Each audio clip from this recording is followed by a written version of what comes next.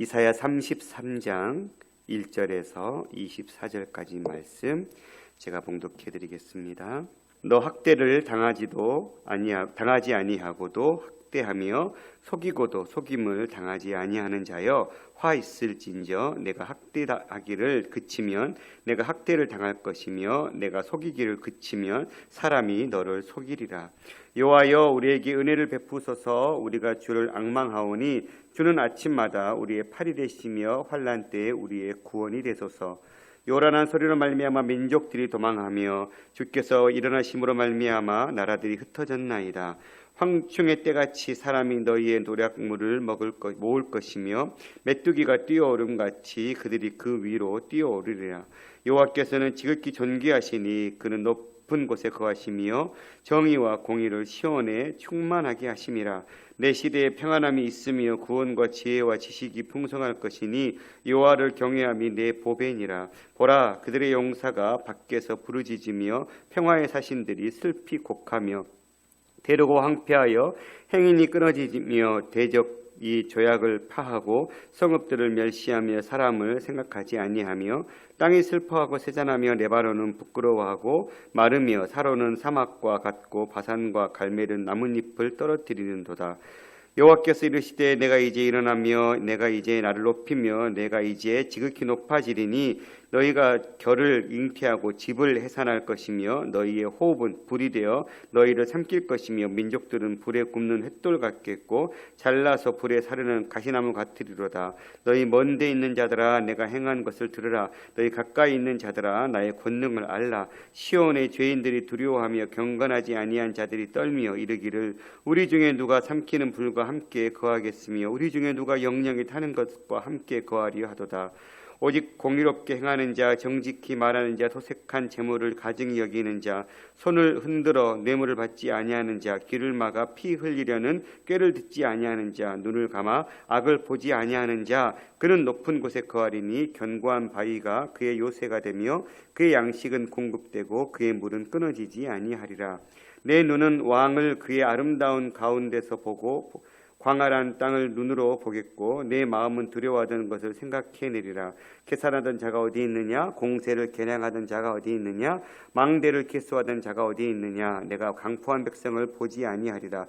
그 백성은 방언이 어려워 내가 알아듣지 못하며 말이 이상하여 내가 깨닫지 못하는 자니라. 우리 절기의 시온성을 보라. 내 눈이 안정된 초소인 예루살렘을 보리니 그것은 옮겨지지 아니할 장막이라. 그 말뚝이 영영이 뽑히지 아니할 것이요 그 줄이 하나도 끊어지지 아니할 것이며 여호와는 거기에 위엄 중에 우리와 함께 계시리니 그곳에는 여러 강과 큰 호수가 있으나 노젓는 배나 큰 배가 통행하지 못하리라. 대저 여호와는 우리 재판장이시요 여호와는 우리의 율법을 세우시는 이요 여호와는 우리의 왕이시니 그가 우리를 구원하실 것입니다.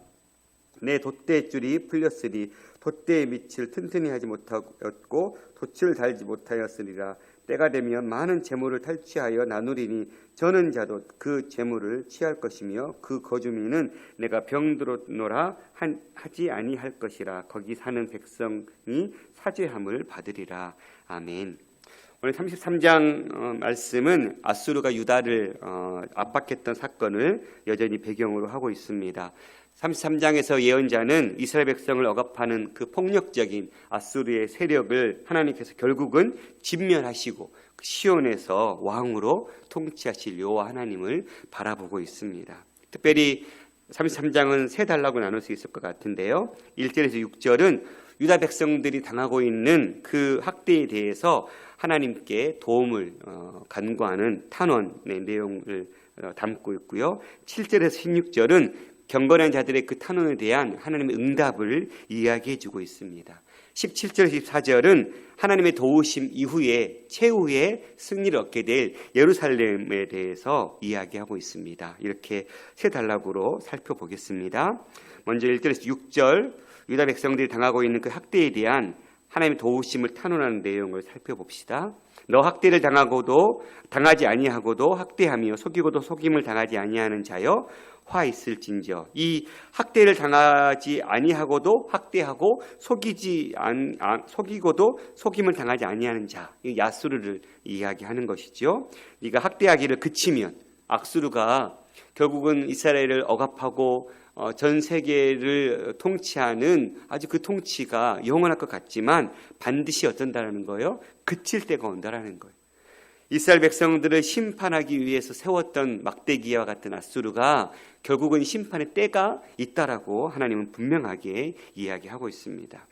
그러면서 그 아수르가 그 세력이 그쳐지게 되면 이제 도리어 아수르, 네가 학대를 당할 것이며 네가 속이기를 그치면 사람이 너를 속이게 될 것이다.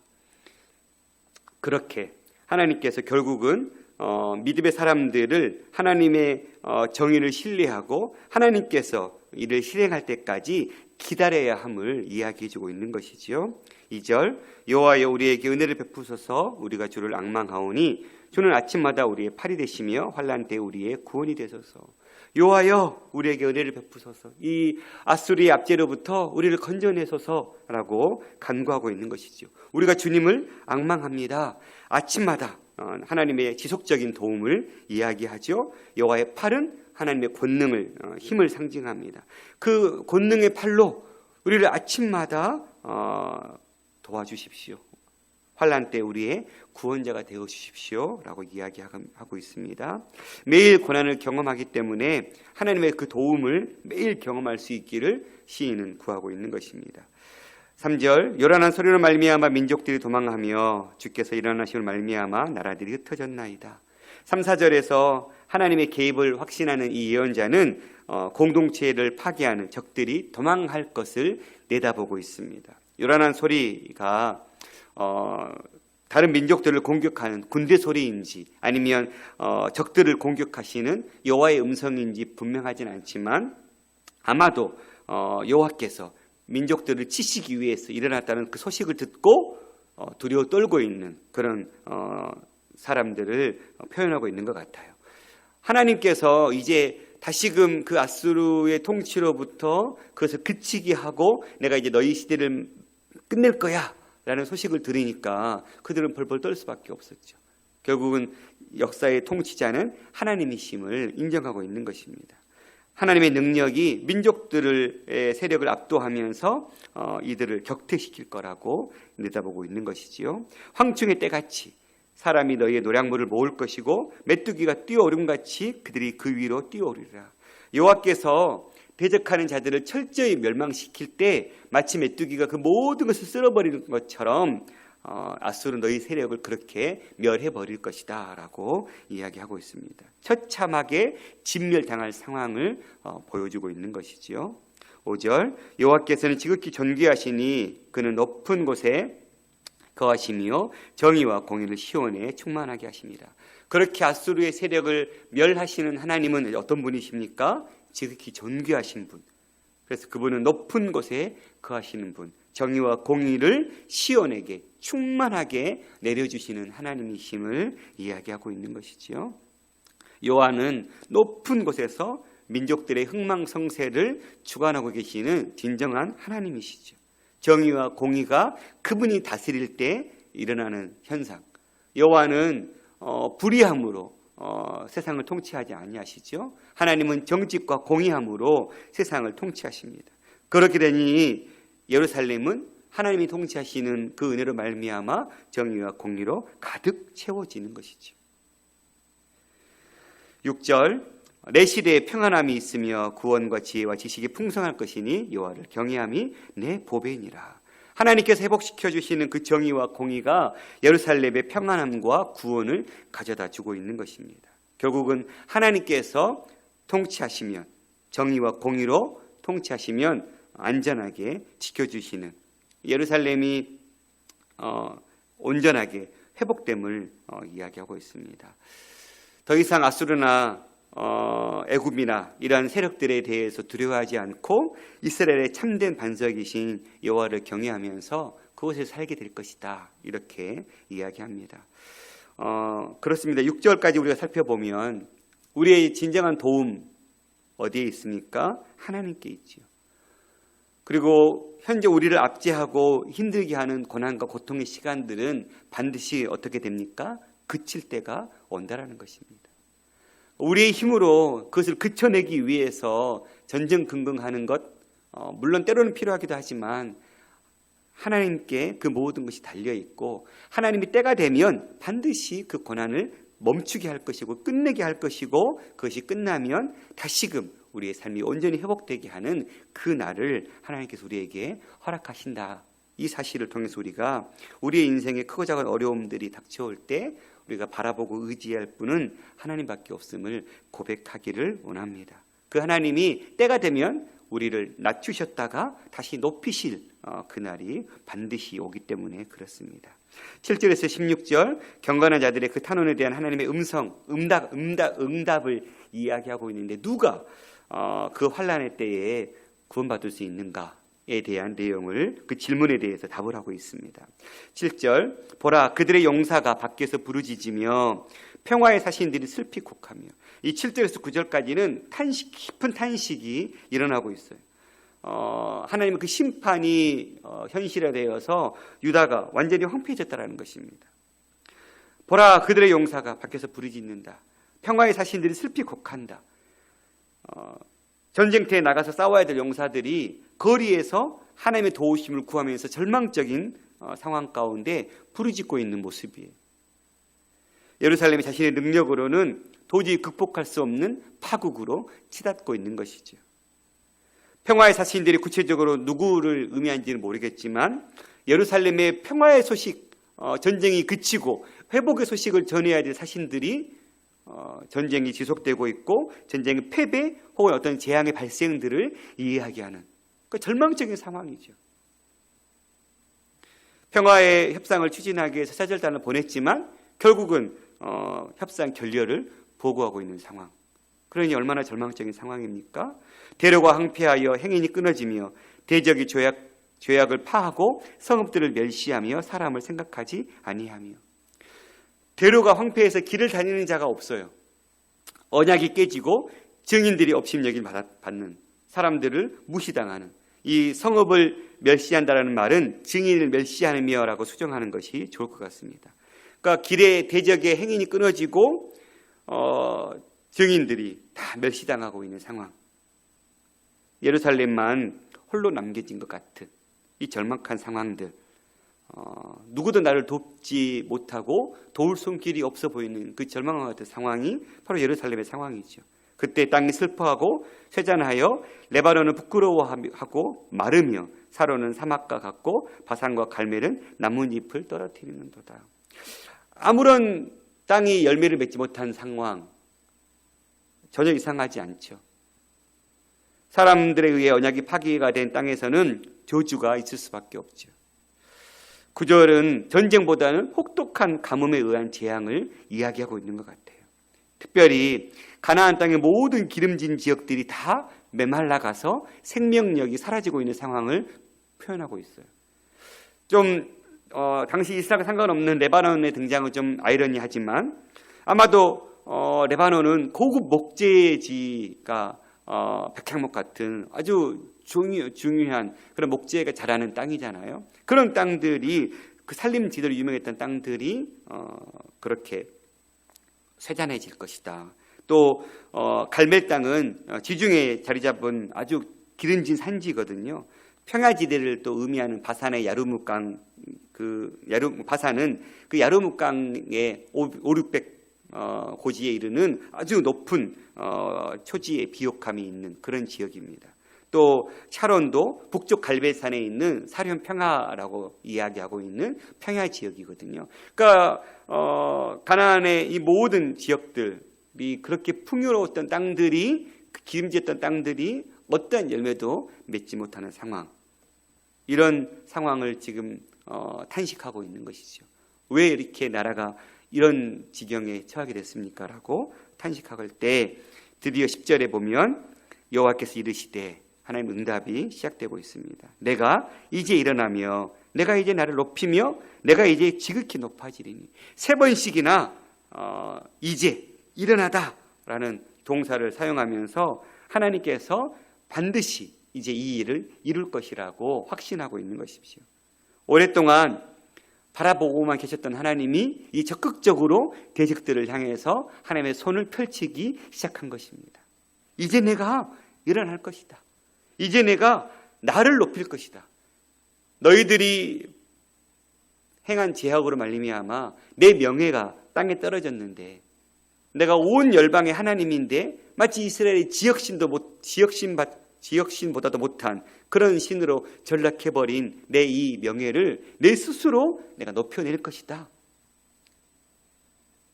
그리고 내가 이제 지극히 높아질 것이다. 11절 너희가 결을 잉태하고 집을 해산할 것이며 너희의 호흡은 불이 되어 너희를 삼킬 것이며 이 11절부터의 이야기 대상은 아수르이죠. 그러니까 여호와께서 이제 일어나시니까 하나님의 명예를 회복하기 위해서 이제는 그 자리에서 일어서서 이제는 구원의 손길을 펼칠 때 너희 아수르는 결을 잉태할 수밖에 없고 집을 해산한다. 무슨 얘기예요? 생명력이 없는 마른 풀과 같은 결을 잉태하고 불쏘시개로나 사용되는 지푸라기 같은 것을 낳을 뿐이다. 너희들이 세운 모든 계획들이 어떤 결과를 잉태하기에는 그 결과는 너무 초라하다. 아무것도 할 수 없는 겨나 지푸라기 같은 것밖에 니네가 잉태할 수밖에 없다라고 이야기하고 있는 것입니다. 또한 너희 호흡은 불이 되어 너희를 삼킬 것이다. 멸망의 불만 더 지필 뿐이죠. 그들이 시도하고 계획한 세울 때마다 오히려 그들의 시도와 계획은 오히려 그들의 발목을 잡을 뿐입니다. 12절 민족들은 불에 굽는 횃돌 같겠고 잘라서 불에 사르는 가시나무 같으리로다. 계속 이어지고 있죠. 다시금 비유를 통해서 하나님을 거역하는 민족들의 파멸적인 운명을 이야기하고 있습니다. 그들은 석회채만 남을 것이라는 것. 시체를 태우면 하얀 뼈가루만 남듯이 너희들의 운명이 바로 그렇게 될 것이다. 아무런 미래가 없는 완전한 멸망. 후반절도 동일한 이야기를 하고 있습니다. 불에 사르는 가시나무 같은다.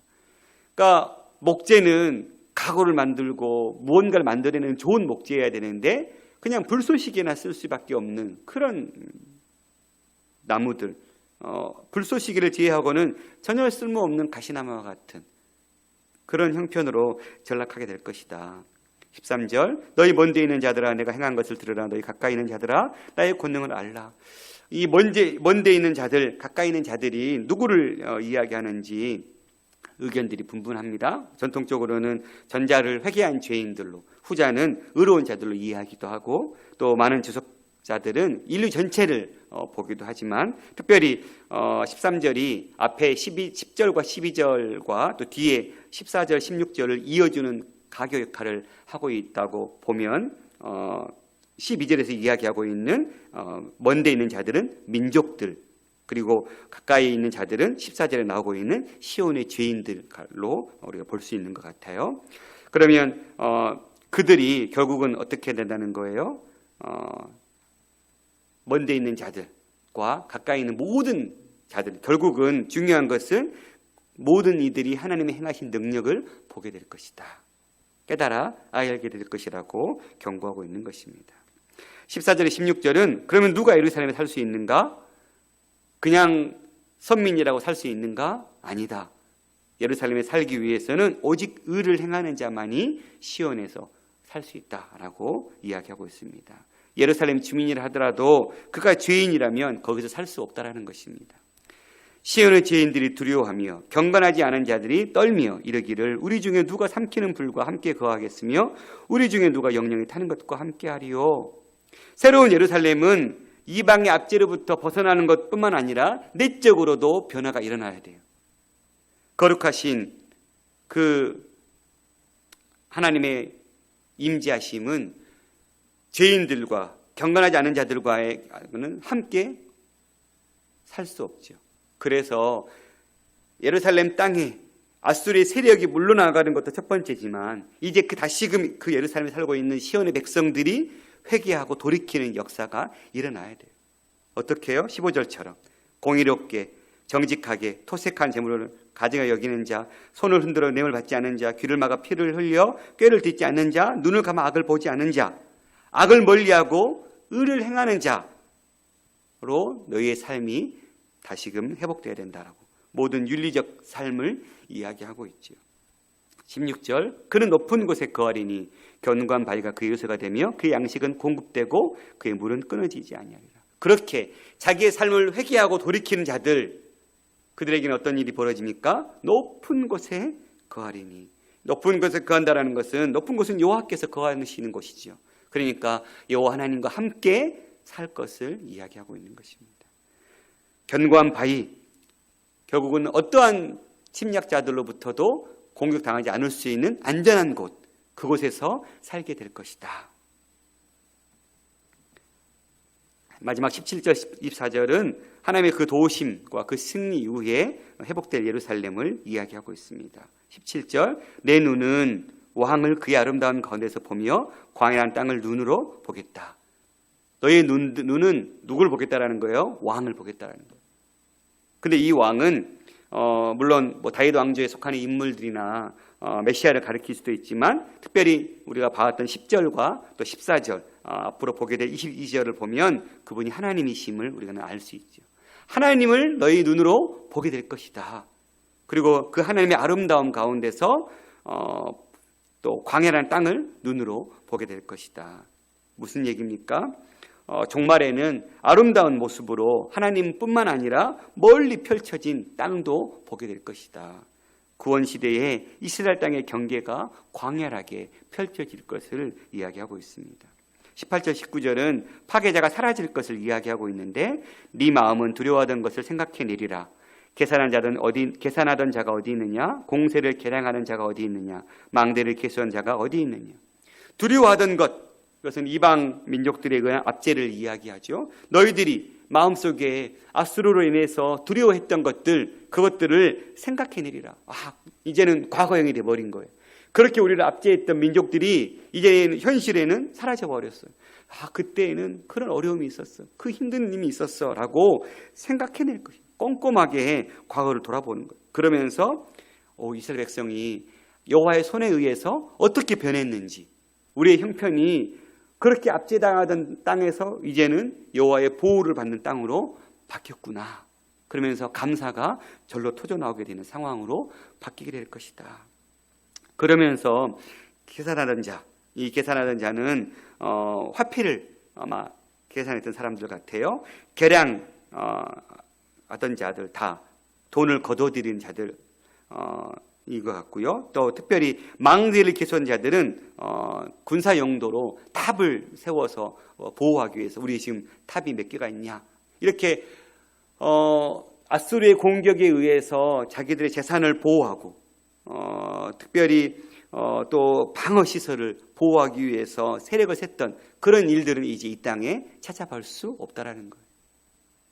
구원 시대에는 이방의 파괴자들에 의해서 경제적으로도 약탈당하지 않게 될 것이고, 군사적으로도 통제받는 일이 없게 될 것이다.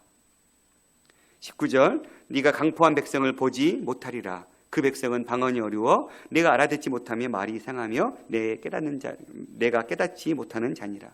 즉 예루살렘 땅에 아수르의 군대들이 남아 있었는데 이제 그들을 보지 못하게 될 것이다. 그들이 썼던 알아듣지 못한 언어들을 너희가 이제 들을 일이 없게 될 것이다. 왜냐하면 하나님이 다 쫓아내버렸으니까. 20절 24절, 이제 하나님이 진정한 우리의 왕이심을 선포하고 있습니다. 우리의 절기의 시온성을 보라. 내 눈이 안정된 초소인 예루살렘을 보리니 그것은 옮겨지지 아니할 장막이라. 그 말뚝이 영영이 뽑히지 아니할 것이요 그 줄이 하나도 끊어지지 아니할 것이며.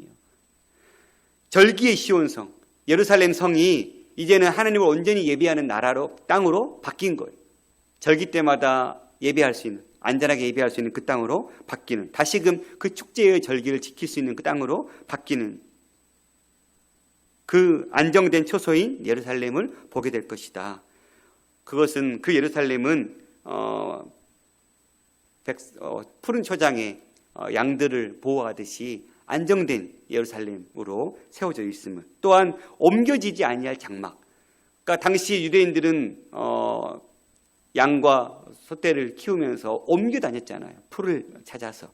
그런데 그 목축업자들이 이제는 딱 고정된 자리에서, 그러니까 예루살렘이 더 이상 이제는 남의 나라에 의해서 포로로 끌려가거나 그렇게 황폐해진 땅으로 세워지지 않을 것이다. 안전한 땅, 넉넉하게 하나님의 백성들이 예루살렘 땅에서 안정적으로 영원히 살게 될 것을 이야기하고 있습니다.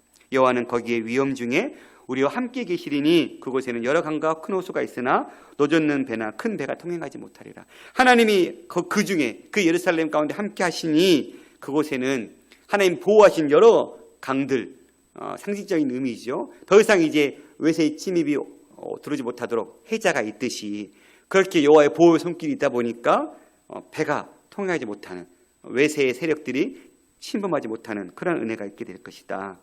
22절, 대저 여호와는 우리의 재판장이시요 여호와는 우리의 율법을 세우시니요 여호와는 우리의 왕이시니 그가 우리를 구원할 것입니다. 그렇게 온전히 예루살렘이 회복됐을 때 최고의 마지막 정착지인 회복엔 무엇입니까? 하나님이 다시금 예루살렘의 왕으로 좌정하시는, 이제 진정한 우리의 삶의 왕으로 임재하시는 그 일이 일어날 것이다. 절대적인 하나님의 그 왕권에 의해서 보호되는 예루살렘을 이야기하고 있습니다. 내 돛대줄이 풀렸으니 돛대의 밑은 튼튼하지 못하였고 돛을 달지 못하였으리라. 때가 되면 많은 재물을 탈취하여 나누리니 저는 자도 그 재물을 취할 것이며. 이 전반부가 좀 이해하기 어려운 부분 같아요. 다수의 의견은 전쟁과 관련된 어떤 배의 표상을 이야기하는 것이라고, 즉 노젓는 배를 어떻게 볼 것인가. 아마도 예루살렘을 침략하려는 적들의 배가 제대로 공격할 수 없는, 그러니까 공격하려면 돛대를 높이 달고 팽팽하게 당겨야 배가 잘 전진할 수 있잖아요. 그러니까 적들이 그렇게 그 배를 가지고 전쟁할 수 없는 상태, 느슨하게 풀려버리는 상태, 이것을 의미한다라고 보기도 하고요. 특별히 병사들을, 특별히 이제 예루살렘이 대적들에 향해서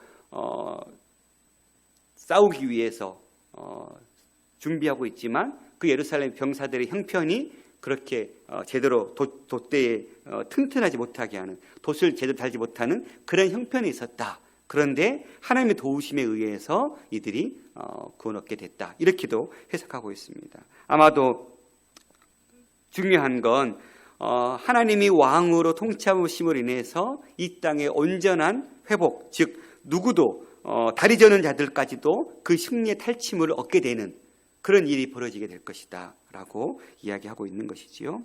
마지막 24절, 그 거주민은 내가 병들었노라 하지 아니할 것이다. 이 거기에 사는 백성이 사죄함을 받으리라. 즉 예루살렘에 살고 있는 사람들에게 향해서 죄인이라고, 병든 소망이 없는 인생이라고 그렇게 얘기하는 일들이 이제는 벌어지지 않는다. 거기 사는 백성들이 온전한 사죄함을 받고 하나님의 백성으로서의 정직과 공의의 그 통치 아래에서 살게 된 날이 오게 될 것을 이야기하고 있습니다. 이렇게 33장은 하나님에 의해서 온전히 회복될 예루살렘, 남유다를 내다보고 예언하고 있는 말씀입니다. 결국 우리의 삶에 하나님이 임재하시고 자정하실 때 그 공의로, 그 정의로 통치하시는 손길을 맛보게 되고, 그 하나님이 통치하실 때 우리의 삶은 완전한 하나님의 그 보호 아래 살게 되는 축복들이 얻게 되는 것이죠. 결국 우리의 평안과 안전은 하나님의 손에 달려 있는 것이지 우리 눈에 보이는 상대들, 어떤 눈에 보이는 대상자들이 우리의 안전을 보장해 주지 않는다라는 것입니다. 그러니 여호와 백성들아, 누구를 바라볼 것이냐, 누구를 의지할 것이냐, 시인이 저자는 묻고 있는 것이죠. 오늘 또 우리가 동일한 시대에 살고 있습니다. 코로나19 바이러스로 인해서 참 많은 한국교회가 위축되고 있고, 또 한국교회가 보여주고 있는 행동들이 정말 앞장서서 전력을 다하는 모습들을 비춰줘야 하는데 그렇지 못한 부분들이 반드시 있습니다. 기독교계 아주 어르신 가운데 한 분인 손봉호 장로께서 그런 인터뷰를 하셨어요. 예배에 대해서 말씀하시면서 하나님은 어떤 예배를 기뻐하실까? 이웃을에게 위협을 될 수 있는 상황임에도 불구하고 모여서 예배하는 것을 계속 고집하는 그 예배를 기뻐하실 것인가? 이웃의 생명을 살리기 위해서 함께 모일 수 없는 그 고통을 감수하면서 온라인으로 예배하는 이 예배를 기뻐할 것인가? 하나님이 어떤 예배를 받으실 것인가? 너무너무 분명한 대답을 주셨거든요. 어려워 힘들어요. 그러나 반드시 이 날은 그칠 때가 오게 될 것입니다. 그때 우리는 정직과 공의함으로 이웃을 사랑하는 마음으로 함께 더불어서 하나님 안에서 살기 위한 선택을 교회가 해야 되는 것은 마땅한 것입니다. 그 선택을 할 때 힘들고 어렵죠. 불편하고 어려운 건 사실이죠. 그러나 그것을 감수하면서 함께 협력할 때 하나님이 기뻐하시고 결국은 그 교회를 통해서 많은 믿지 않은 자들이 하나님을 보게 될 것이고 하나님 안에 돌아오는 일들이 일어나게 될 줄 믿습니다. 오늘 우리가 이 시대에 교회가 다시금 그러한 구원의 방제 역할들을 감당하는 그런 역사가 일어날 수 있도록 우리가 또 기도하고 우리의 삶이 그렇게 하나님의 회복시킴으로 인해서 우리의 삶을 통해 믿지 않는 자들이 하나님의 살아계심을 보게 되는 그런 믿음의 증거물이 될 수 있는 삶으로 세워줄 수 있기를 간절히 소망합니다. 기도하겠습니다. 살아계신 아버지 하나님 감사합니다. 우리의 도울 자 여호와 하나님밖에 없음을 오늘 33장 말씀을 통해서도 깨닫습니다. 그러나 우리 너무너무 쉽게 우리 눈에 보이는 것들을 의지하고 바라볼 때가 얼마나 많습니까? 계속해서 이사야서는 우리에게 누구를 의지할 것인지, 누구를 바라볼 때 온전한 회복이 일어날 것인지 알려주고 있습니다. 반복적인 이 말씀 속에 하나님 한 귀로 듣고 한 귀로 흘러버린 인생이 아니라 하나님 매번 듣고 들으면서도 또한 우리 삶 가운데 벗어 던져내야 될 하나님을 의지하지 않고 있는 그 단 1%의 불신앙이라도 우리가 떨쳐내기를 구하고 하나님 앞에 우리의 삶을 그렇게 선하게 세울 수 있는 믿음의 거룩한 싸움이 있게 하여 주옵소서. 한국교회가 이 위기 상황 속에서 어떠한 행동들을 보여야 될지 하나님 다시금 깨닫고 하나님 이웃을 살리고 이웃과 함께 더불어 살아갈 수 있는 일을 선택하며 그것이 힘들다 할지라도 하나님 결국은 그치게 하시고 넉넉히 승리하게 하실 까 하나님 바라보면서 견뎌낼 수 있도록 도와주시옵소서. 모든 말씀 우리 주 예수 그리스도의 이름으로 기도드렸습니다. 아멘.